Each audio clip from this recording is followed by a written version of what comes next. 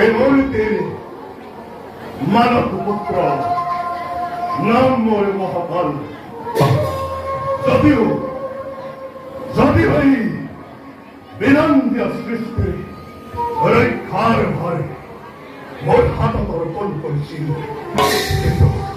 কিন্তু এই দায়িত্ব পালন কৰিবলৈ মই যে এতিয়া অপাৰগ।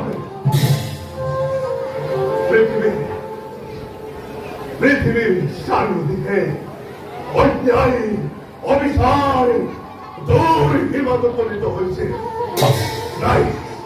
নাই ভয়েৰ সন্দেহ বন্ধ কৰি যাও ওই প্ৰভুৰ কাছে।